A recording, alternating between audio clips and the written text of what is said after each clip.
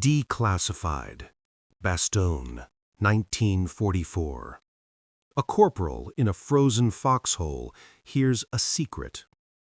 Through a captured German radio, a Panzer commander gives coordinates, not to his tanks, but to American positions. 300 American soldiers are sleeping 2 miles away, right in the kill zone. Eddie Voss has 1 second to make an impossible choice. Obey his direct orders and let 300 men be annihilated, or commit a court-martial offense and become the enemy. Eddie keys the microphone and speaks perfect, unauthorized German into the void. This is the forbidden story of the one radio call that saved a battalion and why the United States Army Signal Corps tried to bury the truth forever.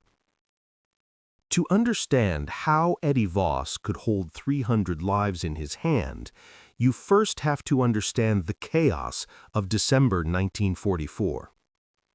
The Battle of the Bulge wasn't a battle, it was a shattering. Hitler's last desperate gamble. He had thrown 250,000 men and over 1,000 armored vehicles into the Ardennes forest, a sector the Allies believed was quiet. The American lines didn't bend, they snapped. Entire divisions were encircled, regiments were cut off, their command structures vaporized. And in this frozen hell, the single most critical asset wasn't bullets or food or even warmth. It was communication, and communication was dead. The United States Army Signal Corps was in a state of panic. Radio operators meant to relay simple messages up the chain were suddenly isolated. Their equipment was failing in the sub-zero temperatures, batteries died in hours, not days, and the airwaves were a screaming cacophony of jammed frequencies, desperate calls for help, and German. The Germans were advancing so fast, their communications were better than the defenders. Their panzers, their infantry, their artillery, they were all talking. They were coordinating, and the Americans were deaf. This is where Corporal Eddie Voss comes in. Eddie Voss wasn't supposed to be a hero. He wasn't supposed to be listening at all. He was the son of German immigrants who had fled Europe in 1923, settling in Milwaukee, Wisconsin. Until Pearl Harbor, German was the language of his home. He learned it at his grandmother's knee. But he didn't just learn the words, he learned the rhythms. He learned the subtle difference between a Prussian dialect and a Bavarian one. He learned the idioms, the slang, the music of the language. But Eddie had another, stranger gift, a gift for patterns. Before the war, he worked for the Milwaukee Electric Railway and Light Company. His job was troubleshooting. When electrical systems failed, Eddie wouldn't just look at the schematics, he would listen. He would listen to the hum of the transformers. He'd put his ear to a circuit breaker. He told his superiors that equipment had personalities. He could hear a slight change in a transformer's rhythm days before it failed. He could diagnose a fault by the personality of the static it made. His bosses thought he was eccentric, but he was never wrong. When he enlisted in 1943, the Army tested his German. They marked him fluent and assigned him to signal intelligence. But this wasn't a spy movie. There was no cozy desk job in London translating intercepts. Through some bureaucratic mix-up, some officer looking at the wrong line on a spreadsheet, Eddie was assigned to the 101st Airborne as a field radio operator. His gift was ignored. His job was to fix equipment, relay coordinates, and maintain communication lines. He spent most of 1944 cold, wet, and bored. Until the Bulge. When Hitler's offensive shattered the lines, Eddie found himself in that frozen foxhole outside Bastogne. His unit was cut off. His orders were simple: stay alive and keep the radio warm. He had his standard issue SCR 300 radio. He had a pair of high-quality headphones scavenged from a destroyed German SDKF 251 half-track, and he had nothing but time. So, he did what he had always done. He started listening. The United States Army Signal Corps had strict protocols. Rule number 1, operators were forbidden from monitoring enemy frequencies. Forbidden. The reasons were practical. First, it wasted time. Second, it risked operators being fed disinformation. And third, it could lead to unauthorized responses that compromised operational security. Eddie Voss heard those rules, and he broke them. He spun the dial. He moved past the American static, past the silence, and into the German spectrum. At first, it was just curiosity, fragments of chatter. Requesting ammunition. Sector 4B. Adjust fire 200 meters north. Move the column. Move the column. Just voices in the dark. Men speaking his grandmother's language while trying to kill his friends. But then Eddie's real gift kicked in. The gift from the power company. He wasn't just hearing voices, he was hearing patterns. He grabbed a notebook and a pencil. He sketched crude maps based on unit designations. He logged transmission times, frequencies, call signs, and just like the Transformers in Milwaukee, he started hearing personalities. There was an artillery spotter who pronounced Feuer, fire, with a slight, almost imperceptible lisp. There was a logistics officer who ended every transmission with Ende in the same bored monotone. And there was a Panzer commander. Eddie's pencil hovered over the page. This one was different. His call sign was Eisenfaust Vier, Iron Fist 4. The voice was a low rasp, a smoker's voice. The man was cautious, methodical. Eddie kept listening to Eisenfaust Vier for 1 day, then 2. He barely slept. He just listened, and he wrote. Within 48 hours, Eddie knew this man. He knew this commander was operating northeast of Bastogne. He knew his fuel situation was critical, and he knew why the commander was so cautious. On the second night, Eddie heard a furious exchange.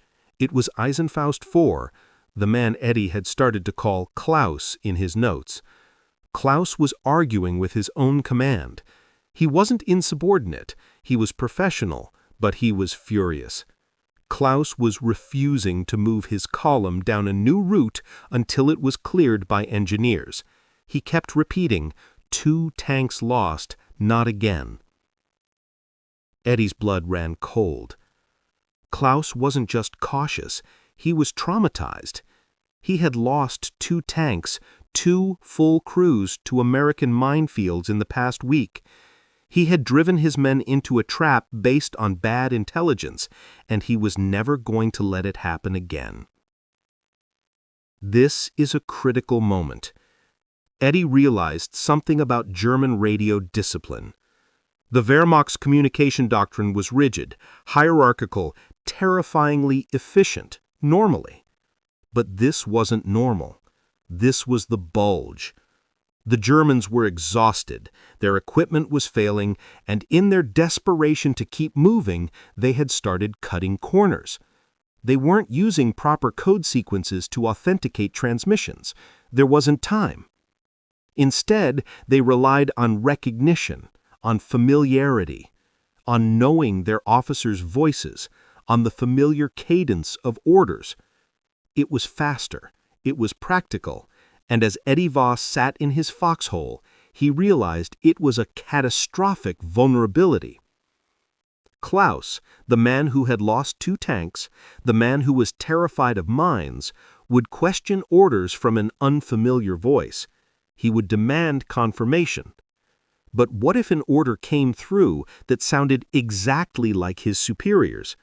What if it confirmed his deepest fears? What if it promised him safety from the very thing he dreaded most?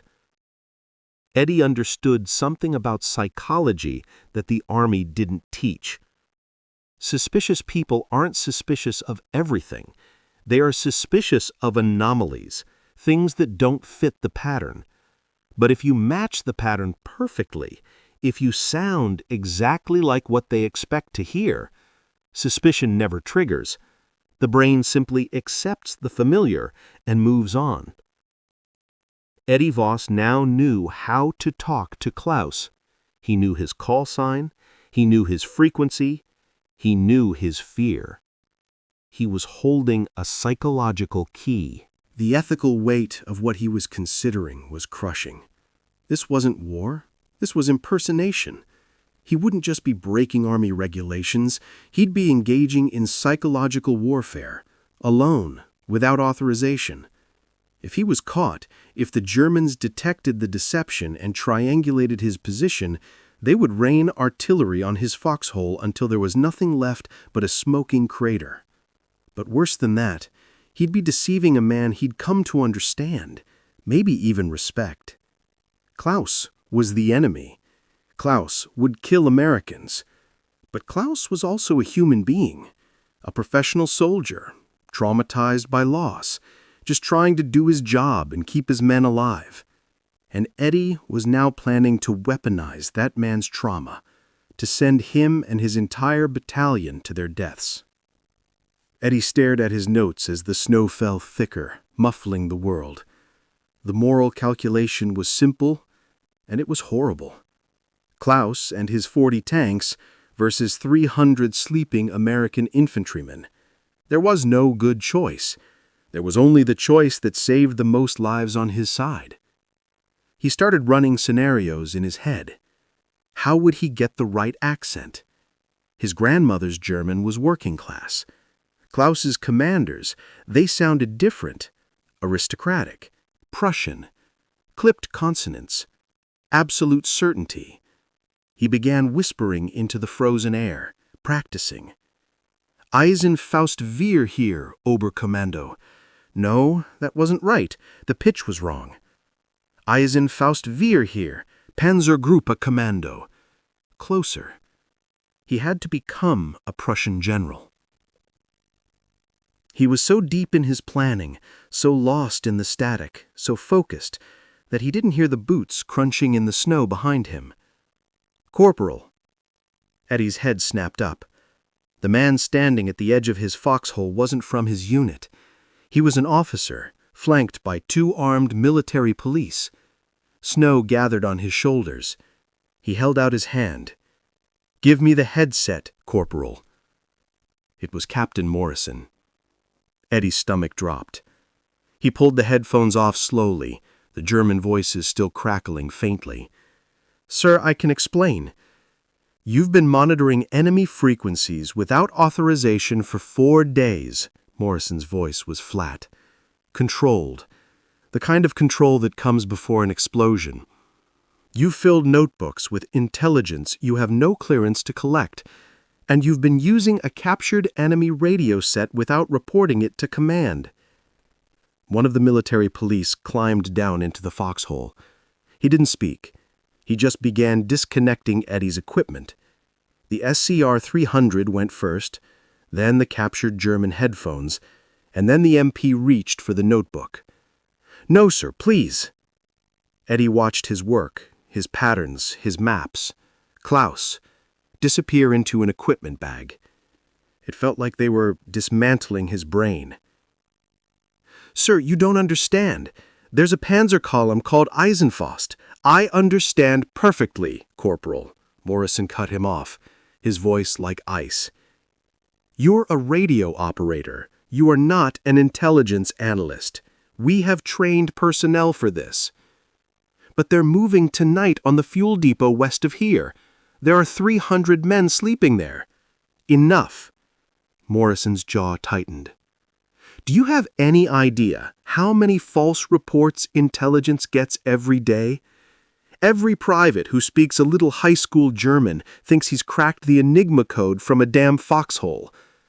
This isn't false, sir. I've been tracking him for days. I know his voice. I know his fears." "You've been listening to radio chatter you are not trained to interpret," Morrison said, gesturing to the MP who was now collecting the captured German radio. For all you know, Corporal, you've been listening to a deception operation. The Germans know we monitor their frequencies. They feed us disinformation constantly." Eddie felt something breaking inside him. Not anger, something colder. The realization that Morrison wasn't listening. He wasn't going to check. He wasn't going to do anything except follow protocol. "Sir, please, just verify it. Send a runner to the depot. Tell them to expect contact. That's all I'm asking." Morrison studied Eddie for a long, terrible moment. When he spoke, his voice was almost gentle, which was worse. "Voss, you're a good radio operator. You've kept our comms running under impossible conditions, but you crossed a line, a serious line. You will cease all monitoring of enemy frequencies immediately. You will not discuss your unauthorized intelligence with anyone. And if I hear you've so much as touched enemy equipment again, I will have you court-martialed. Do you understand me?" "Yes, sir." The words tasted like ash.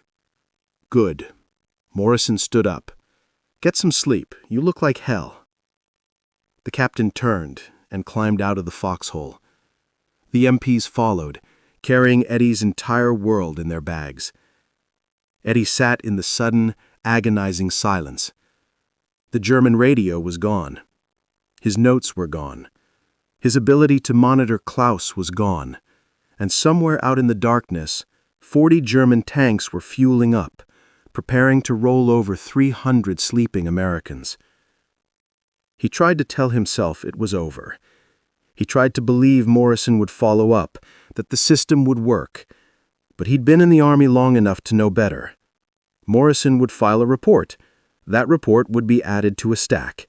Intelligence would prioritize threats based on source reliability, and an unauthorized corporal's warning would rank somewhere below 0. The snow fell harder, turning the world into a gray, hopeless void. He pulled his coat tighter. There had to be a way, some proper channel. And that's when he heard it. Voices drifting from a supply trench 30 yards away. 2 officers walking fast, their voices carrying on the cold night air. "Pulled every available man for the defense perimeter. That fuel depot's practically empty now." Smart. If the Germans break through, better to have the men than the diesel. Assuming the Germans even know where it is. That sector's been quiet for days. The voices faded. Eddie sat perfectly still. The fuel depot wasn't just undefended, it had been deliberately stripped of its men. Command had gambled. They had bet 300 lives that the Germans didn't know its location. But Klaus knew. Eddie had heard the orders himself, and in approximately 4 hours, Klaus would receive his final orders and 40 Panzer tanks would turn west. He looked at the corner of his foxhole where the captured German radio had been. It was gone. Confiscated. Locked away. But not destroyed. Eddie Voss had never stolen anything in his life. He had never disobeyed a direct order. But sitting in that frozen hole, knowing what he knew, he realized his entire life, the German grandmother, the transformers in Milwaukee, the bureaucratic mix-up, it had all been preparing him for this moment. He pulls his helmet on, checks his bayonet, and slowly, quietly, climbs out of his foxhole. He vanishes into the blizzard. The supply depot was a collection of canvas tents and wooden crates arranged in what optimistic planners called organization. But to Eddie, the troubleshooter from Milwaukee, it was just another system. A system with patterns. He moved between the shadows, a ghost in the blizzard. His breath formed small clouds that vanished in the falling snow. He wasn't a commando, he was a radio operator. He was cold, he was terrified, and he was moving on pure, cold rage. He knew which paths the sentries walked. He knew which tents held ammunition and which held equipment awaiting intelligence review.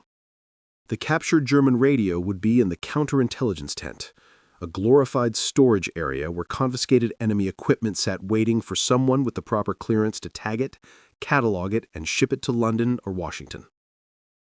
The tent was guarded, but not heavily. Who would steal a broken German radio in the middle of a war? Eddie crouched behind a stack of frozen supply crates, his eyes fixed on the guard. A young kid, probably 19, stamping his feet against the cold, his rifle slung over his shoulder. Eddie didn't watch the guard, he watched the pattern. The kid was cold, he was miserable, and he was predictable. He would stand at the tent flap for 30 seconds, then turn and walk 10 paces to his right, to the corner of the next tent, just to feel the illusion of movement, of warmth. He'd stay there for 10 seconds, then walk back, a 40-second cycle, 10 seconds of which the tent flap was unwatched. 10 seconds was an eternity. Eddie waited for the turn. The moment the guard's back was to him, he moved. He didn't run, he glided, 3 long steps across the snow. He slipped under the tent flap and was inside. Organized chaos. Luger pistols, binoculars, German helmets, stacks of maps, all tagged and waiting. And in the corner, just as he'd expected, was the equipment bag the military police had taken. He grabbed it. It felt heavy. The radio was inside, but his notes, his notebook wasn't in the bag. Panic surged in his throat. The radio was useless without the notes, the frequencies, the call signs, the patterns, Klaus's voice. He scanned the tent. It was dark, lit only by a single low-watt bulb on a field desk. And there, on the desk, weighted down by a coffee mug, was his notebook. On top of it was a small, typed tag. Eddie squinted to read it. Unauthorized intelligence, to be forwarded to G2 for review. Source, Corporal Voss, E. They hadn't even dismissed it. They were studying it. He snatched the notebook. He was out of the tent in 2 seconds. The guard was just beginning his turn back toward the flap. He never saw the shadow that slipped back into the blizzard. Back in his foxhole, Eddie's hand shook so violently he could barely reconnect the radio. He was breathing in gasps. He had just committed a dozen court-martial offenses, theft of evidence, insubordination, breaking confinement to quarters. He didn't care. He checked the radio. The German engineering was solid. It was still functional. He looked at the battery and his heart sank. The power level was low, critically low. He had maybe 2 hours of transmission time, maybe less in the freezing cold. He had one shot at this. If the battery died mid-transmission, if he was cut off, Klaus would know. The Germans would know. They would triangulate the partial broadcast, and this foxhole would become a crater. One shot. Eddie opened his precious notebook. His hands were smeared with frozen mud. He turned the pages. There it was. Frequency, 43.4 megahertz, the standard Panzer command channel. Call sign, Eisenfaust Vier. Scheduled check-in, 2300 hours. His watch, 0203 hours. He had less than 30 minutes to get on the air, broadcast his fake orders, have Klaus acknowledge them, and get off the air before the real German command tried to call. He was in a race against his own army and the German one. Now came the performance. He couldn't just speak German. He had to become the enemy. He closed his eyes, forcing his breathing to slow. He pictured the voices he'd heard. Klaus wasn't the target. He had to become Klaus's superior. He remembered the voice from 2 nights ago, the one who gave Klaus the bad intelligence about the minefields. The voice was sharp, aristocratic, a Prussian accent. The man spoke with the absolute, bored certainty of a man who had never been questioned in his life. He whispered into the darkness of his foxhole, practicing. Eisenfaust Vier here, Panzer Commando. He stopped. No, that was his voice. That was Milwaukee German. It was nice. The commander's voice wasn't nice. It was a weapon. It was clipped. The vowels were short. He tried again, pitching his voice lower, forcing the air from his diaphragm. Eisenfaust Vier here, Commando. closer, he had to sound bored, annoyed even, as if this was a distraction from more important matters, the way an aristocrat speaks to a mechanic. He practiced the phrases over and over. Neue Befehle. Route ist komplementiert. Sofort ausführen.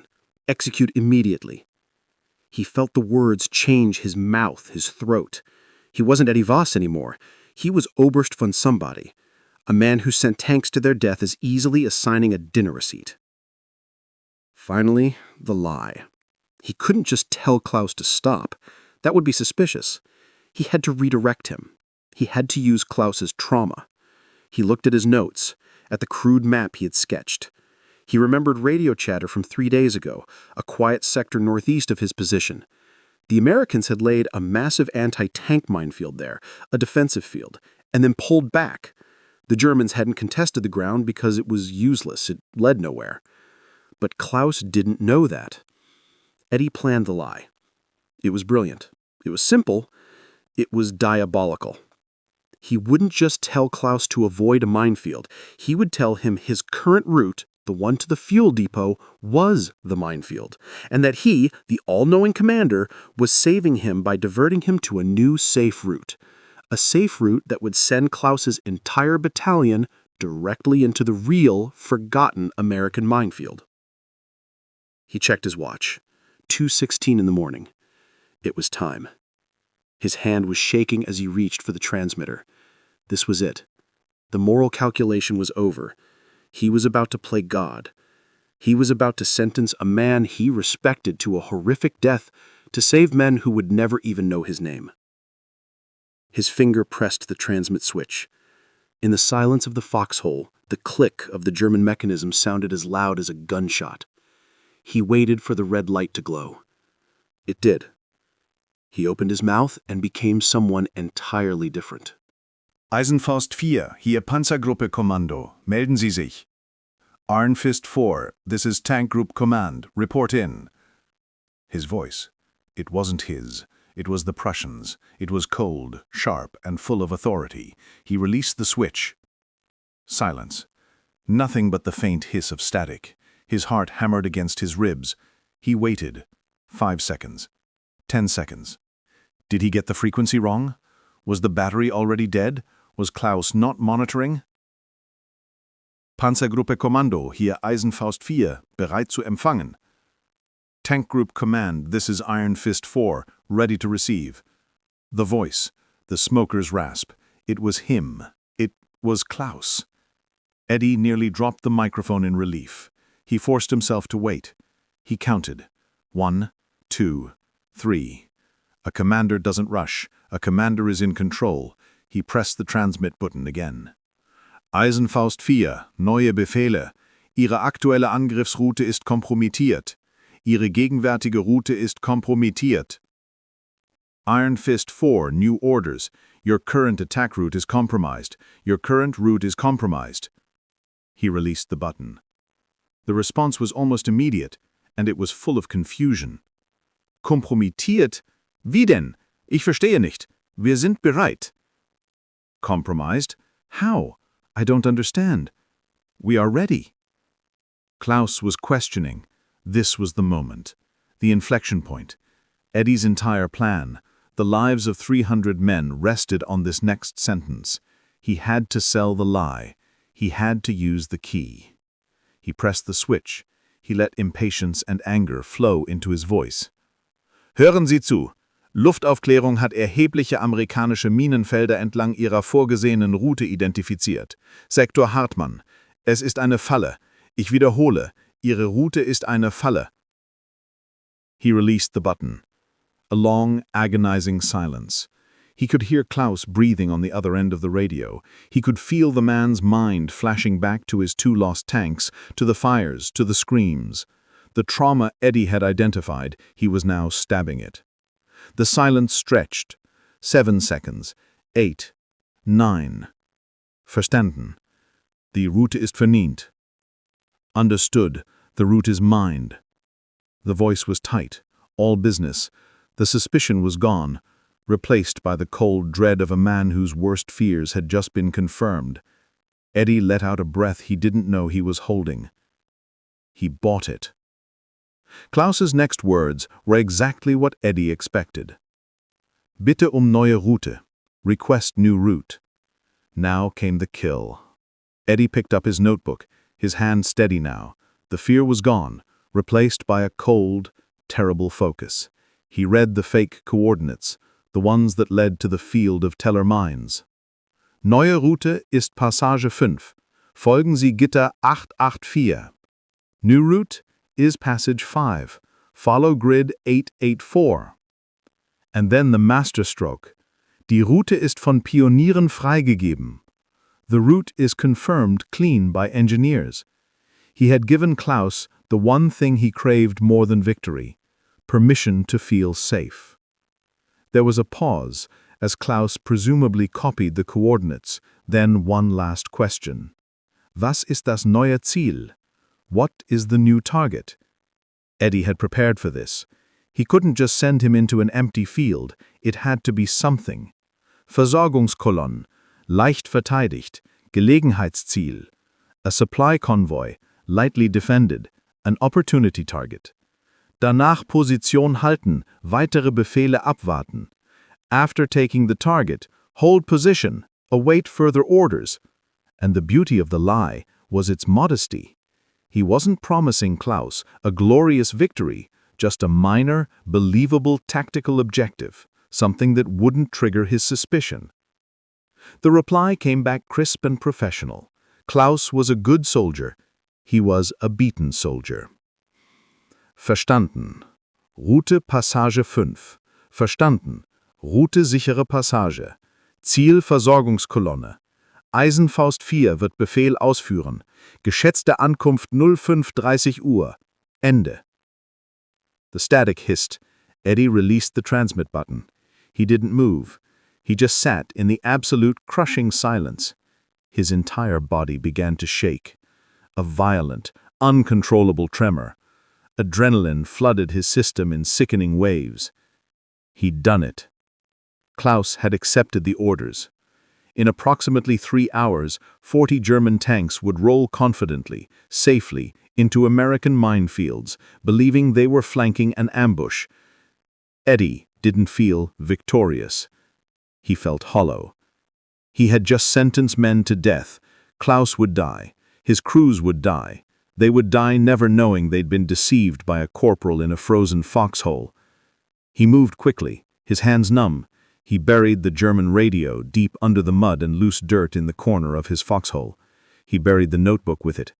He covered the spot, camouflaging it, making it look like it had never been disturbed. His life, his entire future now depended on no one ever digging in that corner. He sat back, exhausted, and looked at his watch. 22 minutes past 2 in the morning. And that's when a new, colder, worse fear hit him.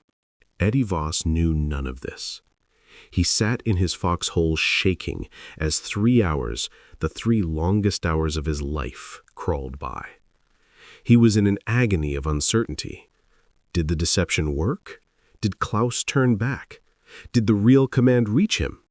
Did the battery die mid-call?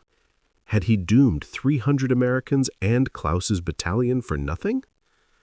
He stared into the darkness in the direction of the safe pass. The time was 05:32 hours. It started not as a sound, but as a feeling, a low-frequency thump that he felt in his chest, a vibration through the frozen earth. Then the sound, a deep, ripping boom that echoed across the hills. A flash of orange light on the horizon, northeast, exactly where he had sent them. A second explosion, a third, then a fourth, fifth, and sixth, a cascading chain of detonations, fountains of orange and white fire as 40 tons of German steel, fuel, and ammunition began to tear themselves apart. 2 miles west, the 300 American soldiers at the fuel depot were thrown from their sleep. They grabbed their rifles, they manned their positions. They stared into the darkness, waiting for the Panzers that Eddie had heard on the radio. They prepared for an assault that never came. The explosions rolled across the Ardennes for 20 minutes. Secondary detonations, ammunition cooking off. A funeral pyre for an entire battalion. Eddie sat in his foxhole and listened to the echoes die. He didn't feel relief. He didn't feel pride. He felt the crushing, absolute weight of what he had done. He pictured Klaus's final moment, the smoker's rasp silenced forever. Klaus died instantly. His command tank triggered a teller mine that punched through the thin belly armor and ignited the fuel tanks in a fraction of a second. He never knew he'd been deceived. He never knew the orders came from an American foxhole. In his final fiery moment, Klaus believed he was executing a legitimate tactical maneuver to avoid a trap that didn't exist. 23 other German tank crew members died in those first 30 seconds. More would die in the hours that followed as American artillery, alerted by the massive unexplained explosions, began to rain fire on the trapped, burning column.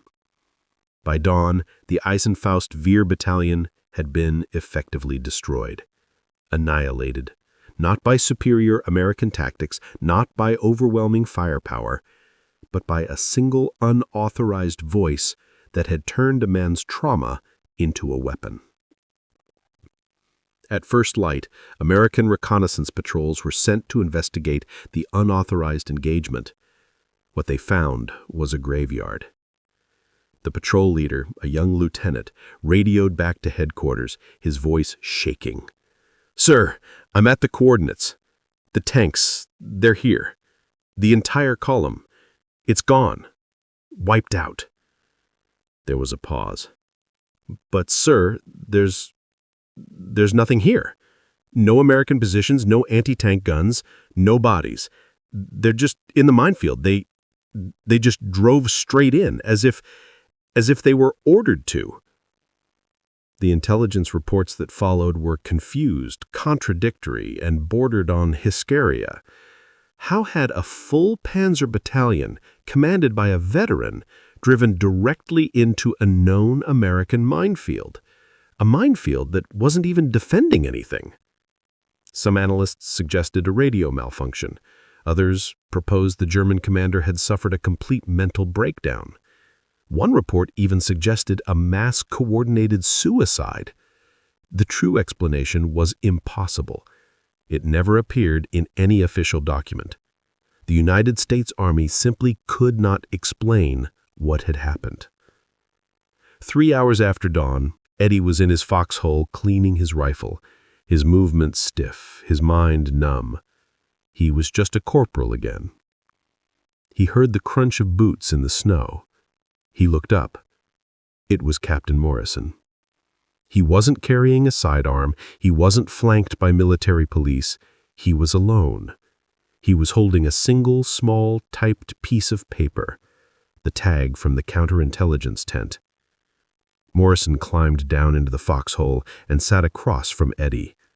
The silence stretched between them. Finally, the captain spoke, his voice low. "Intelligence found something interesting this morning, Corporal." Eddie met his gaze. He said nothing. "A German Panzer column completely destroyed in the minefield northeast of here, exactly where your notes said that minefield was." Morrison paused, his eyes locked on Eddie's. "But they weren't supposed to be there, were they? They were supposed to be 2 miles west, attacking the fuel depot." Eddie's face was a mask of cold exhaustion. "The German radio we confiscated, it's missing from the counterintelligence tent. Disappeared around 1:30 hours. The guard, he didn't see a thing. The notebook was taken too." A long, agonizing pause. "You wouldn't know anything about that, would you, Corporal?" Eddie looked at his captain. "No, sir." Morrison stared at him, searching his face. He saw no fear, no pride, just the hollowed-out look of a man who had seen too much. Morrison knew. Eddie knew that he knew. And in that moment, Eddie realized the captain was trapped. He couldn't court-martial the man who had just saved 300 lives, maybe more. But he couldn't ever admit what had happened. To admit that a corporal was right and that command was wrong, to admit that a single soldier had broken every rule and succeeded, it would shatter the very system Morrison had sworn to uphold. Morrison looked down at the small paper tag in his glove. What you did, if you did it, was completely unauthorized. It was the most reckless, insubordinate act I have ever witnessed. You impersonated enemy command. If the Germans had detected you, you'd be dead. This entire position would be a crater. That's not heroism, Voss. That's a catastrophe that just happened to work. Yes, sir, Eddie said. Klaus's real commanders, the real Panzergruppe Commando, were scheduled to make their real call at 0230 hours, in 6 minutes. What would happen when they called and Klaus didn't answer? Or worse, what if Klaus did answer and told them he couldn't because he was already executing other orders? Eddie realized the deception wasn't over. It had just entered a new, terrifying phase. He wasn't just hiding from his own army. He was now hiding from the German one. Eddie sat in the dark. His watch read 0225 hours. In 5 minutes, the real Panzergruppe Commando would try to contact Klaus. He was now completely, terrifyingly blind. The German radio was buried under 2 feet of frozen mud. He couldn't listen. He couldn't transmit. He couldn't do anything but sit and wait and wonder if his entire deception was about to collapse. He pictured the scene. Somewhere miles away in a German command post, a radio operator was getting ready. He was checking his frequencies. He was looking at his own watch. Eddie's deception rested on one simple, terrifying hope, that the Germans would assume radio failure, not a ghost. At 0230 hours, exactly on schedule, that German operator keyed his transmitter. Eisenfaust Vier, hier Kommando. Melden Sie sich. Silence. Nothing but the hiss of the cold night. The operator tried again, his voice a little louder, a little more annoyed. Eisenfaust Vier, Kommando, bestätigen Sie. Silence. The operator turned to his superior, a major who was hunched over a map. Sir, Eisenfaust Vier is not responding. The major didn't look up. He's probably just having trouble with the equipment. This cold, it's hell on the batteries. Try the alternate frequency. The operator switched frequencies. He called again and again. Now the major looked up, his brow furrowed. This wasn't like Klaus. Klaus was a professional. He always responded.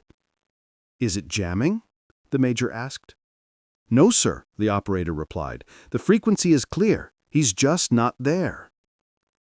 A cold dread began to seep into the German command post. Had Klaus been ambushed before the attack? Had the Americans launched a surprise assault? But the lines were quiet. They tried for 30 minutes. They called his call sign over and over, their transmissions growing more and more desperate. But they were calling into a void. Klaus wasn't answering because Klaus was in radio silence. He was a good soldier, executing what he believed were legitimate orders, driving his 40 tanks through the snow toward a safe pass and an easy target. He would never know his own command was screaming for him. Finally, the German major slammed his fist on the table. He's gone. Either captured or his radio is destroyed. We have to assume the attack on the fuel depot is a failure. The German command, completely blind, scrambled to readjust their plans, never knowing that their own battalion was at that very moment still rolling toward its doom, led there by a voice that had already vanished.